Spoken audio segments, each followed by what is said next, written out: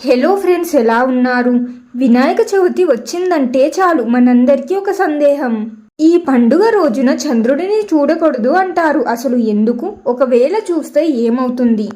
చూసిన దోషం పోవాలంటే ఏం చేయాలి? ఈ ప్రశ్నలన్నిటికీ సమాధానం మన పురాణాలలో ఉంది. ఆ కథే గణేశుడు, చంద్రుడు మరియు శ్రీకృష్ణుడు శమంతకమణి కథ. ఈ కథను వింటే ఒకవేళ పొరపాటున చంద్రుడిని చూసినా కూడా దోషం అనేది తొలగిపోతుంది. ఇప్పుడు ఈ అద్భుతమైన కథలను తెలుసుకుందాం పదండి. ఒకానొకప్పుడు వినాయకుని పుట్టినరోజు సందర్భంగా, అనగా వినాయక చవితి రోజున దేవతలందరూ ఆయనను దర్శించుకోవడానికి కైలాసానికి వచ్చారు. అందరూ వినాయకుడిని స్తుతిస్తూ పూజిస్తున్నారు. ఆ వేడుకలను చూస్తున్న చంద్రుడికి కొంచెం అహంకారం కలిగింది. దేవతలు, మునులు, ప్రజలు అందరూ గణపతికి రకరకాల ప్రసాదాలు సమర్పించారు. గణపతి తనకి ఇష్టమైన లడ్డులు, మోదకాలు మరియు ఇతర ప్రసాదాలను కడుపు నిండా తిన్నాడు. విపరీతమైన భోజనం వల్ల గణేశుడి కడుపు బాగా ఉబ్బి శరీరమంతా బొద్దుగా మారింది. ఆనందంగా ఉన్న గణేశుడు తన వాహనమైన చిన్న ఎలుకపై కూర్చొని వెళ్దామని బయలుదేరాడు. కానీ ఆయన శరీర బరువుకి ఆ చిన్న ఎలుక నడవలేకపోయింది. అప్పుడు గణేశుడు కింద పడిపోకుండా తన చేతిలో ఉన్న లడ్డులను పట్టుకొని వాటిని కింద పడకుండా చూసుకుంటూ మెల్లగా నడుస్తున్నాడు. ఇదే సమయంలో ఆకాశంలో ఉన్న చంద్రుడు ఈ దృశ్యాన్ని చూశాడు. బొద్దుగా ఉన్న గణేశుడు ఆయన్ని మోయలేక ఇబ్బంది పడుతున్న చిన్న ఎలుక కింద పడిపోకుండా గణేశుడు పడుతున్న పాటలు ఇవన్నీ చూసి చంద్రుడికి విపరీతంగా నవ్వొచ్చింది. ఆయన తన అహంతో బిగ్గరగా నవ్వడం మొదలుపెట్టాడు. తన భోజన ప్రియత్వం, దానికి తోడు తన శరీర రూపాన్ని చూసి వెక్కిరించిన చంద్రుడిని చూసి గణేశుడికి చాలా కోపం వచ్చింది. ఆ కోపంలోనే తన దంతాన్ని విరిచి చంద్రుడి మీదకి విసిరాడు.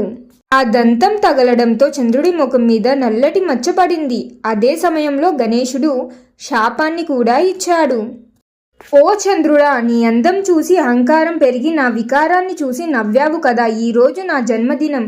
ఈ రోజు నుంచి నిన్ను చూసిన వారికి అపనిందలు, అవమానాలు కలుగుతాయి. ఇకపై నిన్ను ఎవ్వరు చూడరు.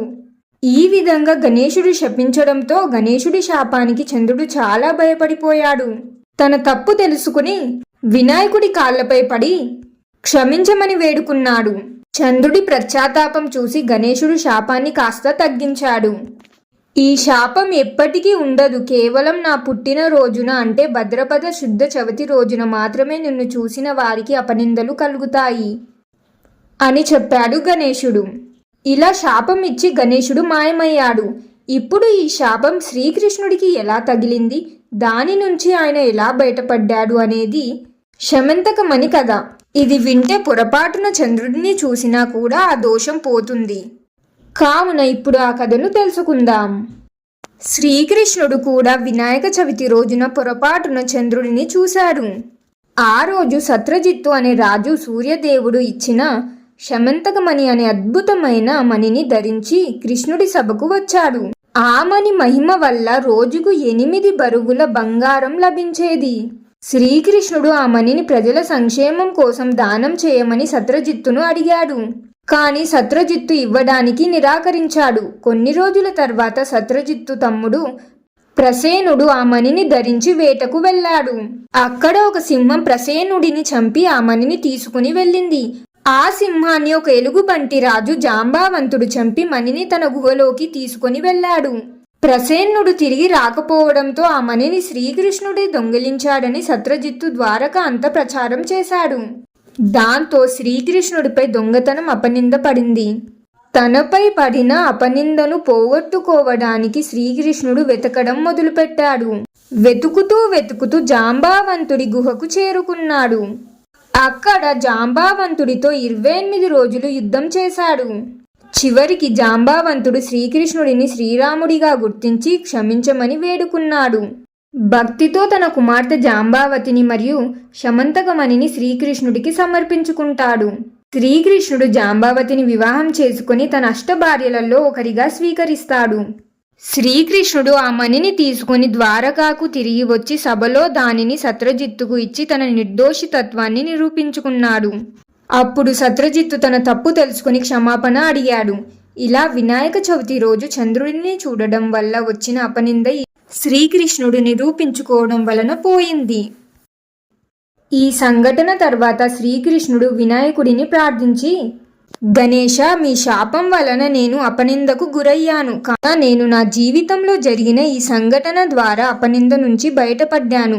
నాలాగా అందరూ ఇలా చేయలేరు. కాబట్టి ఎవరైతే వినాయక చవితి రోజు పొరపాటున చంద్రుడిని చూసి అపనిందకు గురవుతారో వారు ఈ కథను కేవలం వినడం వల్ల లేదా చదవడం వల్ల కూడా అపనింద తొలగిపోవాలి అని కోరుతాడు. అప్పుడు గణేశుడు అందుకు అంగీకరిస్తాడు. ఇప్పుడు వినాయకుడు అవును అని ఆశీర్వదించాడు.